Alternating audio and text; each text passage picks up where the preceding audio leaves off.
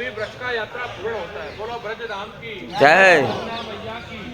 आप लोग यहाँ आए, जन्म भगवान का हुआ है, भगवान का काम अक्रम कंस का कारागार जेल, वहीं से उनके पिता वसुदेव जी आधी रात्रि को टोकरा में रख के गोकुल लेकर आए। रास्ते में यमुना जी पड़ी तो यमुना जी ने पहले चरण छुए, बारिश हो रही तो शेष में छया छुए। गोकुल में आके किसको दे गए? कृष्ण भगवान।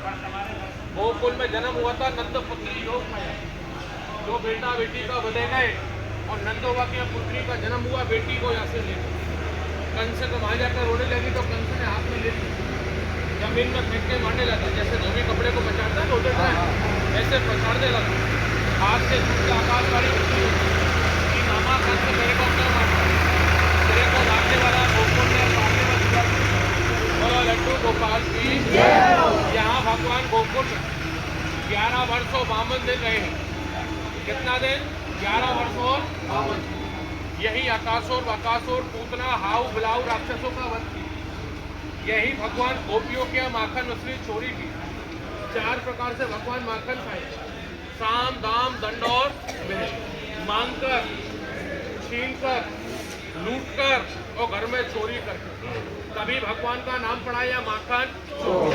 गली गली में सो रहे और काना माखन चोर। बोलो माखन चोर भगवान। यहीं से गए भगवान मथुरा, जहाँ मामा कंस का किया बस। वृंदावन गए जहाँ रास किए, बरसाने गए जहाँ होली खेले राधा जी के साथ। क्या खेले? होली। वहीं से गोवर्धन पर्वत गए, जो पर्वत को उठाए, माता पिता से आज्ञा ली, 4 धाम बसाए, जगन्नाथ, बद्रीनाथ, द्वारका, रामेश्वर। ये भारत के 4 धाम। भगवान कहाँ से बसाए? गोकुल से। क्या बोला जाता है कि एक पेड़ गोकुल लगा, जिसका डाल गया जगन्नाथ, फूल सो फूला द्वारिका और फल लगा बद्री। बोलो बद्री विशाल की, यमुना मैया की। सारे तीर्थों का जो जड़ है वो गोकुल है। ये गोकुल नहीं होता। 4 धाम 84 कोस 68 तीर्थ सत्वपुरी नहीं हो। माता पिता से आज्ञा लेके भगवान सारे तीर्थ बसाए।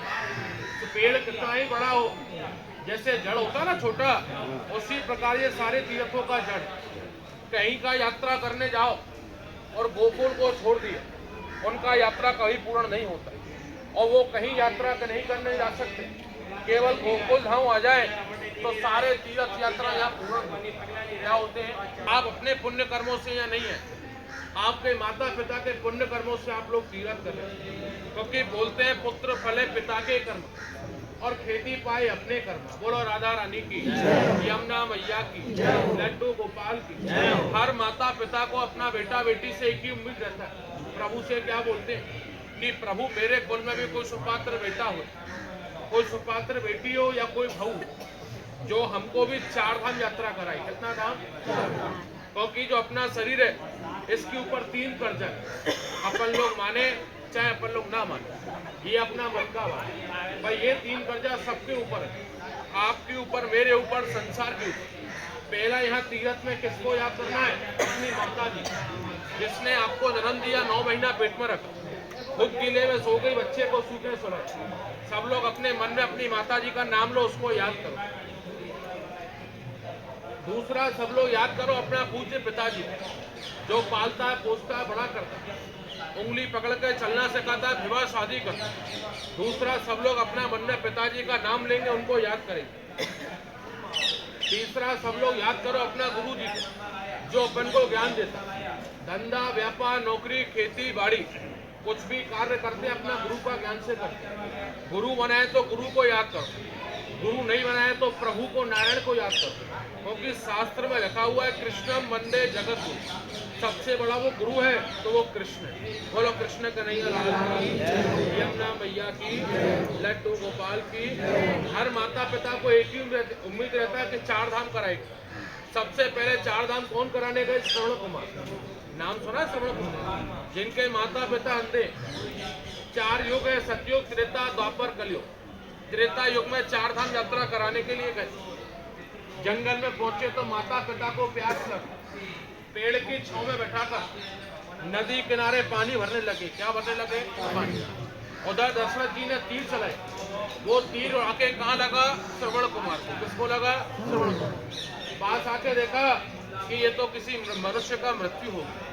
पूछा, उन्होंने बताया मैं श्रवण कुमार हूँ, माता पिता को चार धाम करा रहा, प्यास लगी पानी लेने के लिए आया, आपके तीर लगने से मेरा मृत्यु हो गया, चार धाम मेरा अधूरा रह गया माता पिता, ऐसा बोले। प्रभु से क्यास लगा रहे, प्रभु जब मैं त्रेता जैसे युग में अपनी माता पिता को चार धाम नहीं करा पाई, आगे द्वापर कलयुग आएगा, ना बेटा ना कोई बेटी अपनी माता पिता को चार धाम करा पाए, कोई गांव कोई धाम कोई तीर्थ ऐसा बसाना कि जहां जाने से चार धाम यात्रा का फल मिले। कितना धाम का? चार धाम। प्रभु से आस लगाए, प्राण का मृत्यु हो गया, प्राण निकल गए श्रवण कुमार। तो भगवान दशरथ जी के चार पुत्र थे, राम जी, लक्ष्मण जी, भरत जी और शत्रुघ्न। वनवास किसको मिला था? और सीता जी, लक्ष्मण जी को नहीं। छोटे भाई लक्ष्मण तो लड़के झगड़ के जिद करके साथ में रहे, 14 वर्ष वन में रहे, रावण के साथ युद्ध की, लौट का योद्धा आते तो राम जी क्या बोलते कि तूने मेरा बहुत सेवा की, आगे द्वापर आएगा तू बनेगा मेरा बड़ा भाई और मैं बनूंगा तेरा छोटा। छोटे भाई लक्ष्मण को बनाए बलराम, जिनका जन्म ये गोकुल के अंदर ही हुआ, रोहिणी माता के गर्भ से। कृष्ण को बोलते हैं राधा रमण और बलराम को क्या बोलते हैं? रेवती रमण।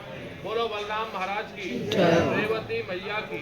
और खुद कौन बने भगवान? छोटे भाई कृष्ण। कौन बने? नंद हुआ यशोदा मैया के यहाँ 60 वर्ष की आयु तक कोई संतान नहीं था, ना बेटा था ना बेटी थी। जब 60 वर्ष की आयु बधाई हुई तो नंदोत्सव मनाए, हाथी घोड़ा पालकी और ये कन्हैया। जवानों को दिए हाथी घोड़े, बूढ़ों को क्या दी थी? पालकी। 9 लाख गायों का दान किए तो गांव का नाम पड़ा गौकुल। बोलो गौ माता की। भगवान यहाँ छोटे थे, 60 वर्ष की आयु बधाई हुई, वृद्धावस्था।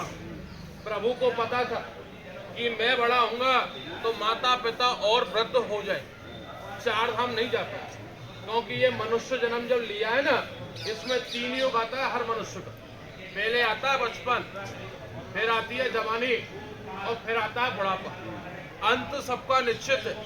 कल किसी ने देखा नहीं है, देखा क्या कल? अंत सबका निश्चित है। भगवान को भी पता था कि मैं बड़ा होऊंगा तो माता पिता और वृद्ध हो जाएंगे, चार धाम नहीं जा पाए। तो भगवान ने यहाँ क्या खाई है? मिट्टी। क्या खाई? मिट्टी। क्या खाई? मैया यशोदा ने पूछा लाला मिट्टी खाई?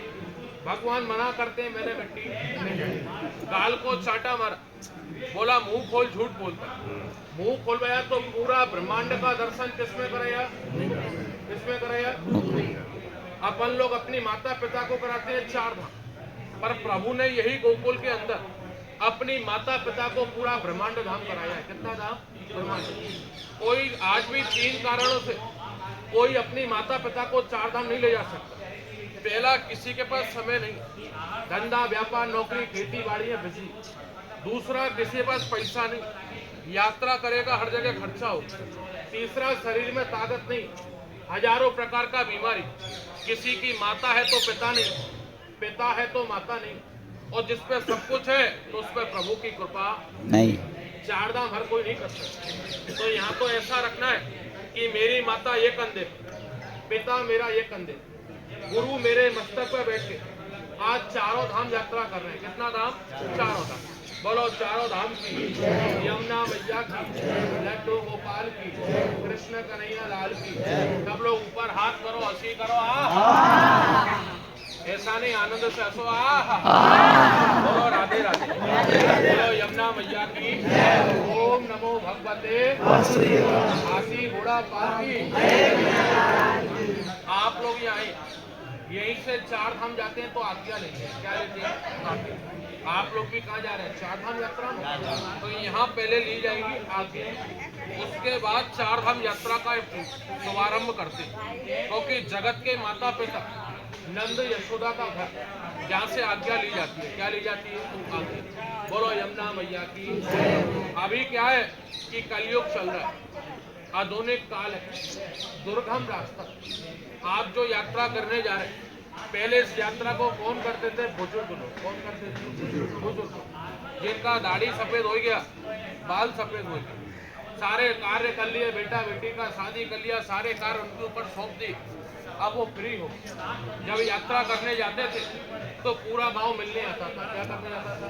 मिलने के लिए आता था कि ये आया और नहीं भी आया, क्योंकि यात्रा करने जाते थे तो कोई पक्का नहीं था कि ये आएगा कि नहीं आएगा।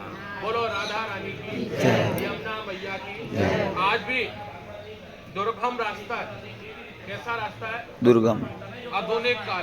पहले इसको बुजुर्ग लोग करते थे, अब 60 साल का बूढ़ा भी कर रहा है और 6 साल का बच्चा भी कर रहा है। पर कठिनाइयां आज भी अनेकों आती हैं। वहाँ देखने से नहीं, चलने से नहीं, वहाँ तो प्रभु का नाम लेने से यात्रा पूर्ण होती है। क्योंकि बोलते हैं एक पाप आत्मा ऐसी होती है जो पूरी नाव को लेकर डूब जाती है, और एक पुण्य आत्मा कैसी होती है जो अपने साथ पूरी नाव को पार लगाती है। तो वहाँ पाप नहीं, वहाँ तो प्रभु का नाम लेना है। क्या लेना है? नाम।